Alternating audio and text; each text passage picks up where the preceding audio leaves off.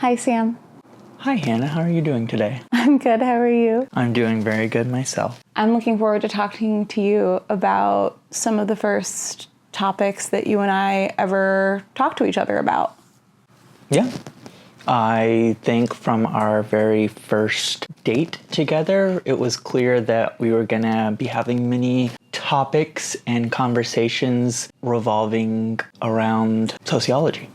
Yeah, and in particular, what we talked about a lot on that first date was disability rights and fat acceptance, and your thoughts on those things based on your background as a pharmacist, as a care provider, as a student of philosophy, and as somebody who grew up in a certain cultural background that I found utterly fascinating. Yeah, we definitely came to each other from opposite backgrounds. I come from a conservative political and religious background, whereas I would say that you came from a more progressive, community-focused background. I think so.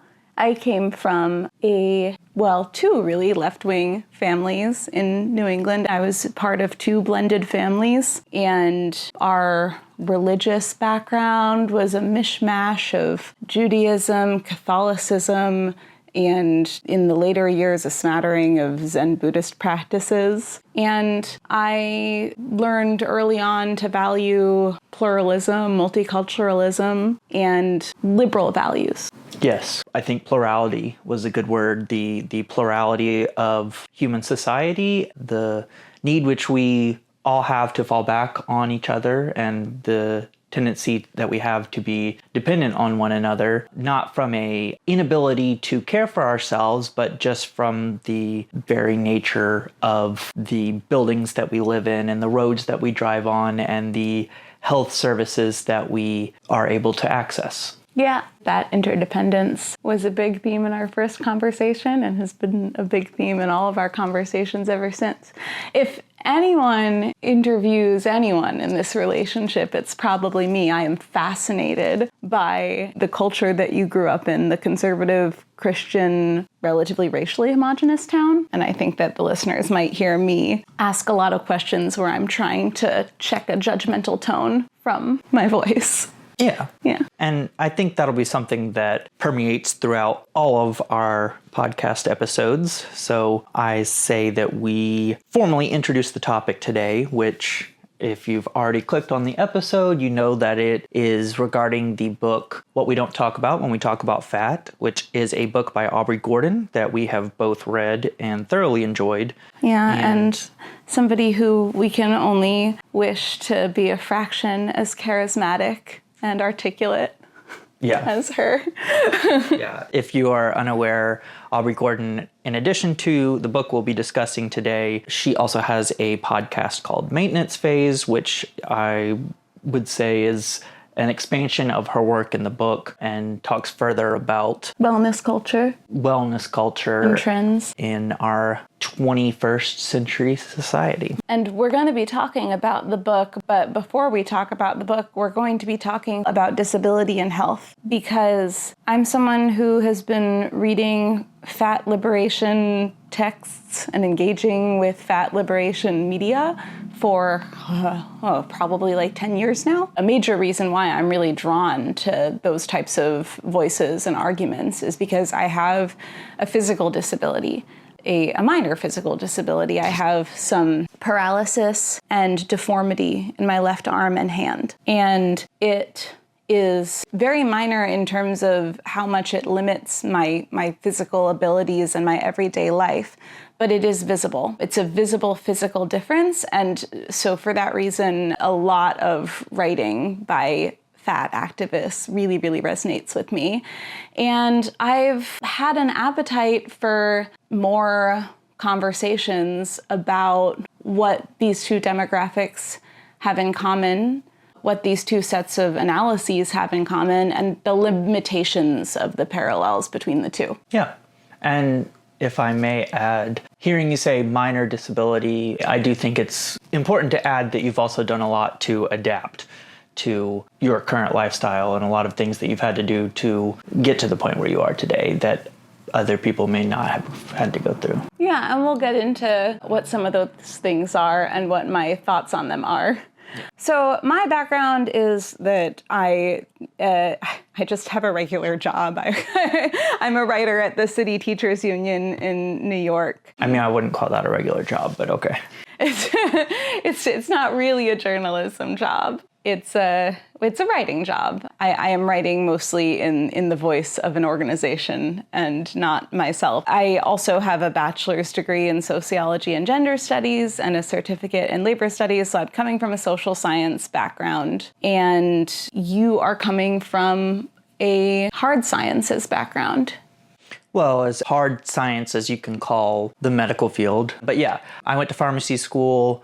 I work in retail pharmacy. So my perspective in the pharmacy world is primarily going to be from that of a retail community pharmacist. And I'm sure that that's going to have its limitations when applied to people who are pharmacists in other sectors, whether that be the hospital pharmacy, more clinical focused pharmacy, even industrial pharmacy and research. So you wanted to start off with a discussion of the medical and social model of disability, which, to briefly preface them, they are sociological perspectives. Would you say that? Maybe. Yeah, maybe. I wouldn't credit an academic field with these theories. I think they came out of a grassroots movement. Okay. And I think they're sociological in that they are social theory, but I don't think that they come from sociologists. I think they come from activists. You would more likely read about them in a disability studies class than in a sociology class. Matter of fact, I never read anything explicitly about disability for my whole undergraduate education until my 4th year, when we read Stigma by Irving Goffman, and kind of had to seek out writing on disability on my own in the then thriving feminist blogosphere of the 2010s. But yeah, I'm going to talk about the medical and social model of disability, and I'm going to share a little bit about my experience with them as a disabled person. So the earliest use of these phrases that I could find in any kind of literature was from 1955. This was a psychiatrist who worked with mentally ill people, and his name was Dr. Thomas Zez. It's difficult to track the evolution of these phrases, but they became key to arguments for inclusion that eventually led to legislation like the Americans with Disabilities Act. So, the gist of it, the medical model of disability is what most people use to talk about disability. It purports that disability is an aberration that exists within an individual person.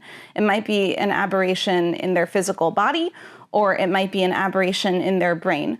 But it is something about a person that is atypical, and according to the medical model, it is a wrong thing. It is a bad thing. And under the medical model, the goal is to eradicate that aberration and change the individual so that they instead more closely conform to what we imagine as a typical body or brain. You might think of Autism Speaks campaigns talking about finding a cure and eliminating autism. The social model challenges that idea. It holds that variation between people is natural, and these differences only become disabling when the technology, norms, or discrimination in a society cause exclusion or limitation. An obvious example, there's a paraplegic person and they use a wheelchair to move around. Someone thinking along the lines of the medical model would be really... A doctor. Like a doctor. Or, a well-meaning loved one, parent, friend, would want to see that paraplegic be able to walk. And we see lots of stories about people relearning how to walk. And it's great when people can relearn how to walk. It's not always possible. And when it is possible, it's not always possible 100% of the time. The social model would advocate for ramps, elevators, wider doorways in buildings and spaces that the wheelchair user needs to move through. And so the wheelchair then becomes not disabling or limiting, but the tool that person uses to move through the world. When I was growing up, as a disabled kid, I have Erb's palsy. That's what my disability is called. I feel like it should be Hannah's palsy because Herb doesn't have it and I do, but he was the one who named it. It is an injury to a bundle of nerves in the left shoulder, and this usually happens in a birth injury, something called shoulder dystocia. If your shoulder gets dislocated while you're moving through the birth canal. The other time that you hear about people having Erb's palsy is usually motorcycle accidents. So, be careful on your motorcycles. And like I mentioned earlier, it's a visible disability. You can see that my wrist doesn't straighten, that my thumb is not opposable, that my hand and arm are smaller on the left than on the right, that I can't lift my arms all the way above my head, or my left arm rather. I can't lift it above my head. I can't put it behind my back. I can't rotate my forearm on my left side. So I would get questions about this a lot when I was a kid. And one of the questions that I would get was, is it really difficult for you? And, my instinctive answer was, no, it's not any more so than anybody else. And I had to think about why that is. And so what I would say to my friends was, what if everyone else in the world had 3 arms and you only had 2? They would probably think that's really difficult for you because they're used to having 3 arms to do everything with and you only have 2, but you wouldn't think that it's difficult because you've just only ever had 2 arms. That's just what your body is. So you always learned how to do everything with only 2 arms. And that conveyed how I felt pretty well and was a fun thought experiment. But what I didn't realize at the time was that I was presenting the social model of disability. And if we take that scenario further, we can imagine that in a society where everyone has 3 arms, then all of our built spaces would be designed for people who have 3 arms. I'm trying to imagine what a kitchen would look like for somebody who had 3 arms. Our cooking implements might look different. Maybe there would be 3 nozzles on the faucet instead of 2. Definitely, it would be easier to wrangle your cat into the carrier when you have to take them to the vet, because I always say you can't possibly have enough arms for that task. So the technology and the spaces that would have been built for the 3-armed people, that would be what would be disabling to the hypothetical 2-armed person. And I think this also illustrates a big difference between what it's like for someone who has an acquired disability versus a congenital disability. Mm-hmm. I type 80 words per minute. I'm very proud of the fact that I type 80 words per minute. I do that with 6 fingers. I type with my right hand over the keyboard and my left index finger hovering over the shift key. And I just learned how to type that way. It was middle school. Everybody's social life existed over AOL Instant Messenger, where we would put up My Chemical Romance lyrics in green italics as our away messages. Hopefully that doesn't put an age on you. That's okay. I can have an age on me. But, I had to learn how to type. And everybody else also had to learn how to type. And that was just the method that I used to learn how to type. It was the method that was available to me. But say I hadn't gotten Erb's palsy in a birth injury, I had instead gotten it in a motorcycle accident as an adult, I would have had to relearn how to type. Yeah. I would have had to relearn how to tie my shoes, how to button up my shirt, how to brush my teeth, how to dress myself. How to live. How to live. So I think that's not super relevant to the social versus medical model concept, but I think it's a handy little tangent because I think that people with acquired disabilities or people who are the loved ones or caretakers of disabled people will tend to more instinctively understand this in terms of the medical model. And people with congenital disabilities, which is to say disabilities that are either part of the genetic expression of our bodies or that were acquired right at birth, will tend to identify more with the social model because we don't have an imagined other self that is non-disabled. And it is probably pretty deep into the conversation for me to issue this disclaimer, but you might have noticed that I call myself a disabled person and not a person with a disability. And there's nothing wrong with preferring to call yourself a person with a disability. I just personally prefer to call myself a disabled person. I do tend to align much more with the social model of disability.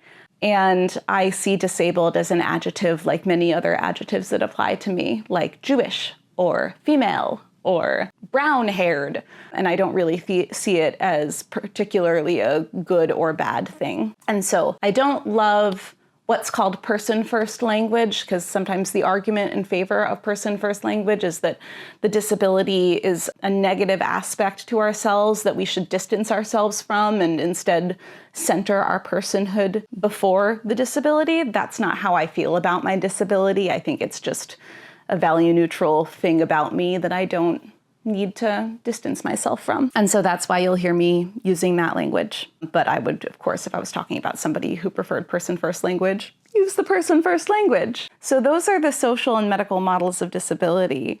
Can you talk about the social and medical models of health? Absolutely. The context of the social and medical models is something that I get confused about a lot because I'm thinking about it from a medical standpoint, or at least what I learned briefly in pharmacy school. So the earliest I could find a reference to certain perspectives on health would be in a paper by Lalonde in 1974 entitled A New Perspective on the Health of Canadians. Lalonde talks about three fields of health. There's the biomedical, which is very similar to the medical model of disability that we talked about. And then there's also a environmental field and a lifestyle field. And so these aren't one for one with the medical and social model of disability, or which is why I think we had some difficulty communicating at first. But if we were to talk about the biomedical determinant of health, that would include stuff like genetics, any biology and pathophysiology that is inherent or that happens to the body. There's the environmental aspect, which looks at culture, income, education, the physical and social environment, what healthcare services are available. And then there's the lifestyle determinant of health. To me, the lifestyle and the environmental, the borders between that is a little fuzzy. Yeah, totally, because you're going to eat way more fruits and vegetables if there are fruits and vegetables in your neighborhood. You're going to walk more if you can safely walk in your neighborhood, etc. Before you continue, there was something that I read in something that you wrote early on that was really striking to me, which was like, what is health? You were establishing a working definition for health. I don't know if it was from this Lalonde guy, but you defined health as a person's ability to fully live the life that they want to. And I think that that's a beautiful thing to keep in mind while we talk about these three categories of health, because we might not always think of health that way. We might initially think of health as like, how closely does your body and its functions conform to whatever the imagined norm or ideal is. So I think it's really great if in the medical field we can instead think about health as, to what degree are you living the life that you want to live? Exactly. And that was kind of where I was going with this view of the different determinants of health, the medical, the environmental factors, the lifestyle factors. Ultimately, I think even on the environmental and lifestyle side, these factors tend to get subsumed into the normal, the statistical norm. Is it the statistical norm though? Or is it just like what we... The perceived statistical norm. Yeah, like what we want the statistical norm to be. Because the statistical norm is actually what, like a size 14? Yeah. So what does that have to do with the book? A lot. You can probably tell. Yeah. Yeah. That a lot of the stuff that we just talked about has pretty major implications and owes a lot to fat liberation. Yeah. I can't begin to stress enough how Aubrey Gordon's perspective, how important that is in the book. And she even says this at one point: fat people see things straight-sized people don't. And that's just kind of a fact of our reality. You know, even though she's talking about a lot of really unfortunate realities about bigotry and systemic oppression. A lot of the things that she shares are heartbreaking, but I think when something is written beautifully in a really human voice by someone who can speak really plainly and concisely, that can be really life-affirming to read. I found it really affirming to read, and there were parts of it that I really identified with. I don't want to say or imply that all of the ink that has been spilled about fat liberation might as well have been spilled about disability liberation too, that they are one and the same. They are not. And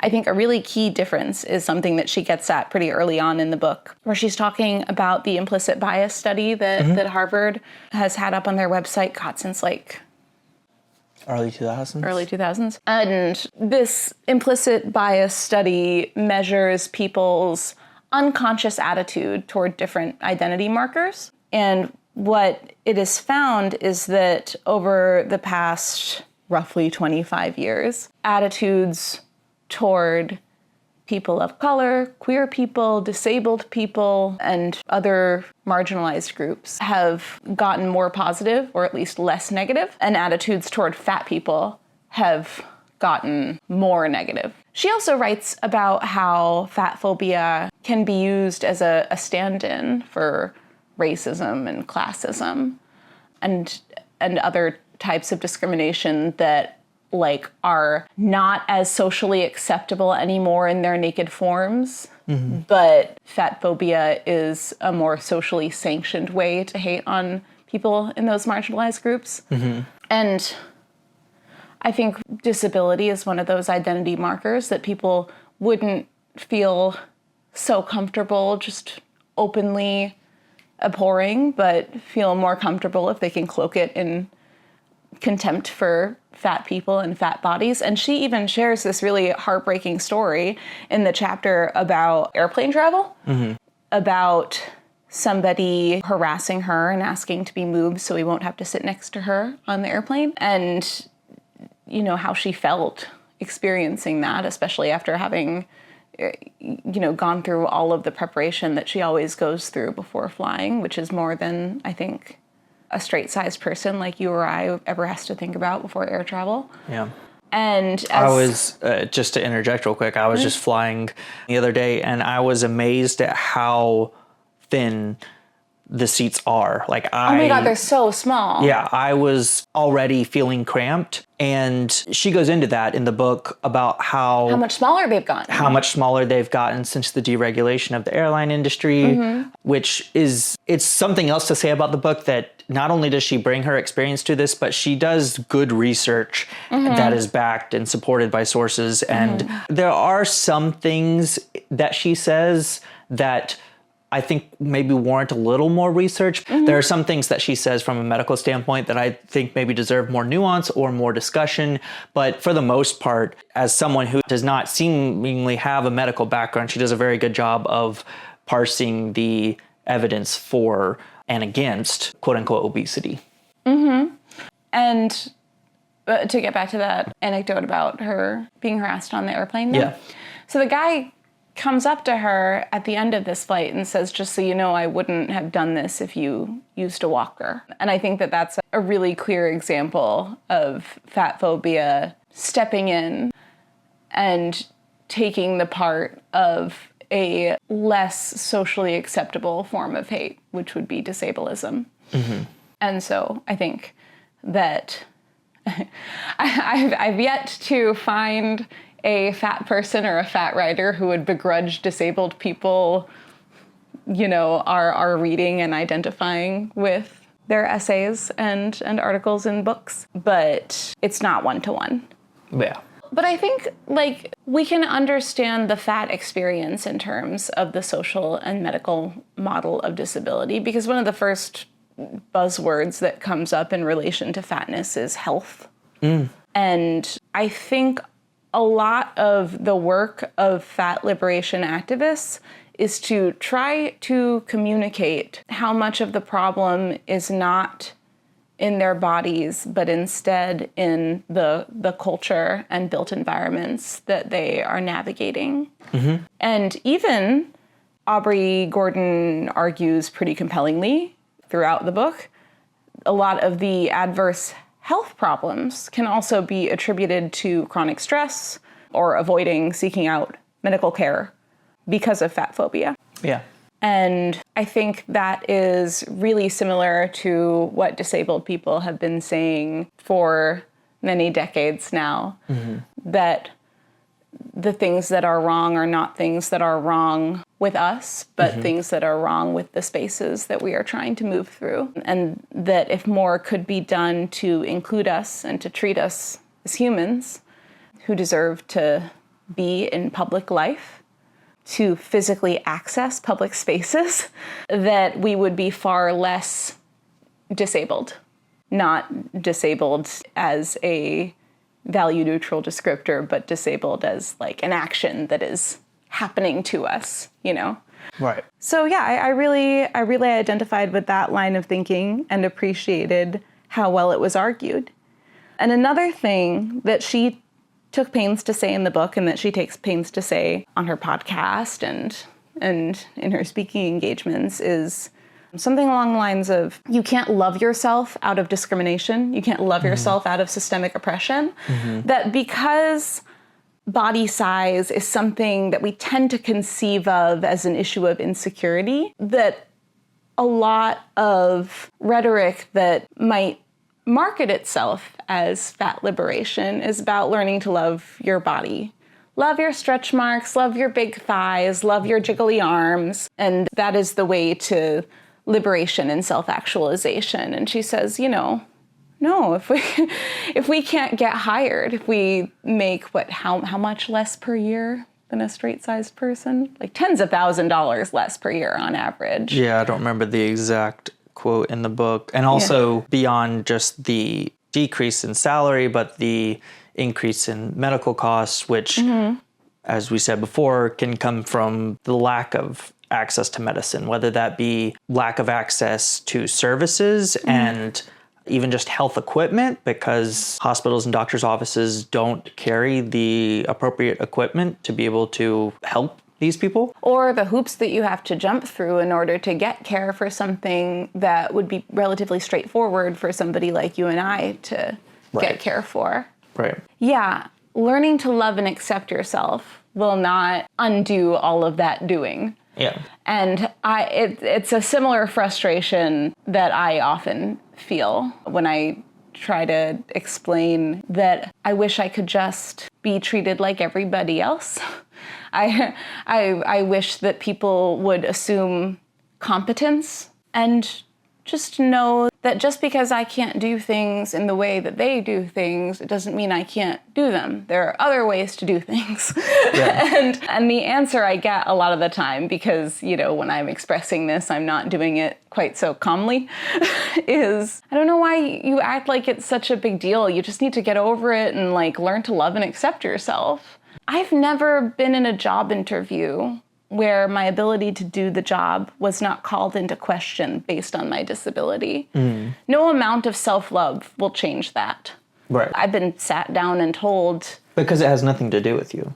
No, it wasn't my idea. It wasn't my idea to think that there is something wrong with me because my left arm is smaller and has a smaller range of motion than my right arm, right? That idea came from other people in the world around me. The insecurity, to the degree that it ever still exists, didn't like spring forth from me. It was ingrained in me through all of these life experiences. And that's why self-love will never be the complete answer, because, and it's great, I love self-love, I do it all the time, but I can love myself so hard, and I'm still gonna be walking down the street sometime this summer wearing a tank top because it's 90 degrees, and someone's gonna stop me and ask to pray over me.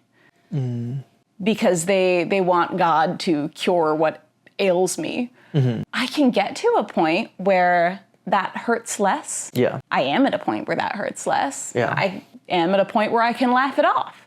But self-love isn't the answer to this cultural belief system that disability is something wrong with a person that must be eradicated. self-love is also not the answer to this cultural belief system that says that fatness is something wrong with a person that must be eradicated. Yeah. And both of those statements can be hard for people to hear because they think of disability as something that inherently shortens the length of your life and detracts from your quality of life. Mm-hmm. And they think of fatness the same way. Mm-hmm. And not only is that not true, fatness and disability, neither of them inherently lower your quality of life or shorten the length of your life. But also, even if they did, even if being disabled meant that you have a shorter lifespan and you can do less things with your one wild and precious life, even if being fat meant that, why would that mean that we should treat people as less than? Mm-hmm. And that's something that you've shared some ideas with me about. In terms of? The just world fallacy. Yeah. But you've shared, maybe without the phrase the just world fallacy, but you've talked about this Christian worldview. Whatever is typical, whatever is ideal, is thought of in this worldview as the natural state of things and therefore morally good. Mm-hmm. And so if something is abnormal and differs from the ideal, then it must indicate that there was a moral failing somewhere along the line. Mm-hmm. And what I said in response was that I think it's really easy to fall into that line of thinking because the feeling of disgust feels as if it's so ingrained. It's just a reflex within your body, like hunger or thirst. Yeah. When actually disgust is a learned reaction. Mm-hmm. And people might feel disgust for someone whose gender presentation doesn't align with what they expect, somebody whose body has more fat on it than the observer wants it to, or somebody who has a visible limb difference or deformity. All of these things might invoke a disgust reaction, a learned disgust reaction. And the line of thinking might be, well, this disgust reaction must be because I'm observing something that is unnatural and bad. Yeah. And I will say to any listeners what I also said to you, Sam, on our first date, which is you should listen to Maintenance Phase. Yeah. It's another place that Aubrey Gordon shines and shares her thoughts. I would say, because I know personally with podcasts, that it can take some time for me to get invested in a podcast. So I would argue that if you read the book and you like the book, then I would highly recommend the podcast. Just knowing that sometimes it's hard to start a podcast on a random episode and get deep into it. Whereas if you read the book first, you'll have an idea of her perspective, and the podcast would just provide more of that. Man, you and I are so different. I find it so much easier to start with a podcast than to get through a book. Well, is that not just a perfect example, encapsulation of everything we just talked about? Yeah, because people's brains can work differently, and it doesn't mean that one way is better than the other. Yeah. So how do we love in a society, Hannah? How should we take everything we've just talked about and apply it to our lives going out into the world? I hope that this is something that I practice in my life, but I think that we can always re-examine and double down on these types of values, which is if somebody's body looks a way that you don't expect a body to look like, don't worry about it, man. You're fine. You don't need to ask for justification. You don't need to resolve any tension about that. You can just notice it and then move on with your day. Or not notice it. You could simply not scan people's bodies for aberrations and flaws. But if you do notice something unusual about someone's body, just remind yourself that you're safe. You don't need to resolve any discomfort. You don't need an explanation. You're fine. Likewise, if somebody's body differs from the norm or ideal in some visible way, and another person is being mean to them about it, step in. Be a pal. Aubrey Gordon suggests all kinds of great ways that you can be an ally to your fat loved ones. She talks about being mindful of seating in restaurants, making sure that you scope out places that people can easily get into, leave the chair with more room for your fat friend. And, if you see some dude harassing a fat lady on an airplane, tell him that he's being a jerk. Yeah. Or harassing somebody with a walker. You can also tell him that he's being a jerk. Yeah. No, I would very much agree. I don't think there are necessarily evil or bad people who are just looking for the bad. As we've discussed, it's conditioned into us. And so it's work. And it may feel uncomfortable at first to notice something that makes you feel uncomfortable and not do anything to release the tension, like you said. But it is so very important for the people that we live amongst that we're not trying to stigmatize people. And one of the first ways that people get stigmatized is by their difference being highlighted. Yeah. Yeah.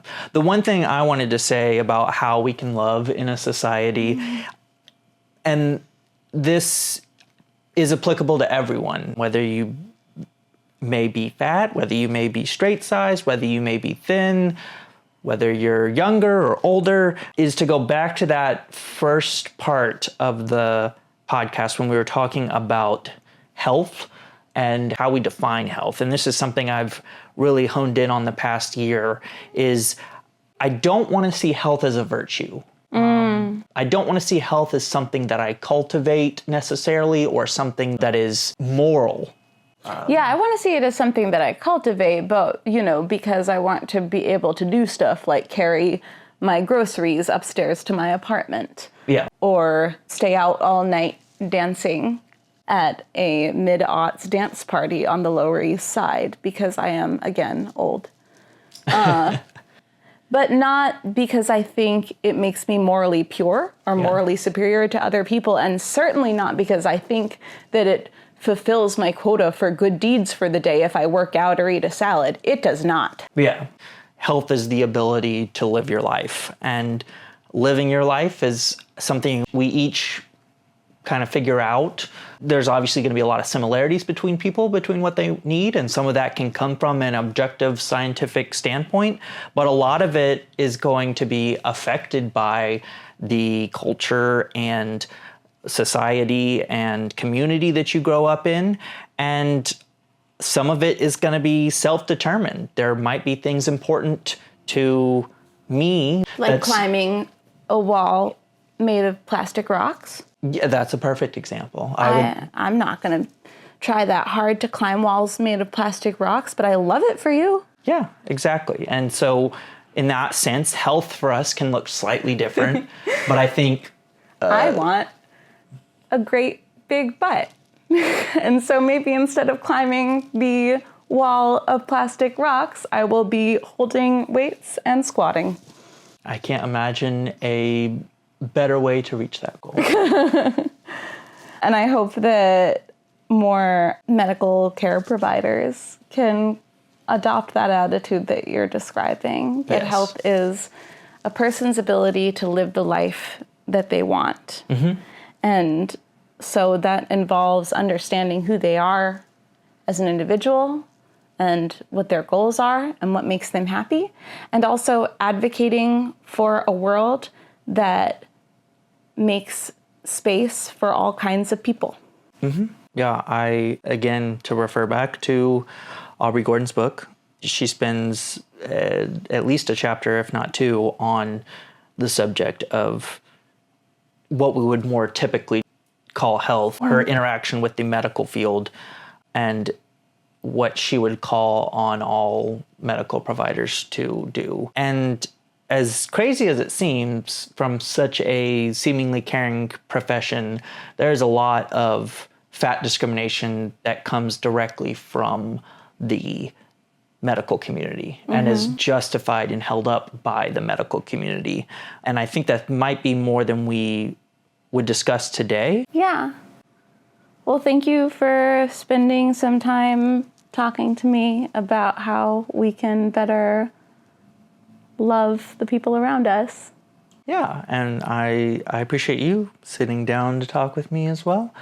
And I am really looking forward to this becoming a consistent thing. I'm looking forward to talking to you about the substance.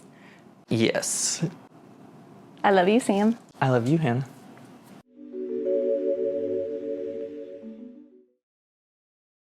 You can take out the part about how I want a big butt, so I'm trying to grow my glutes.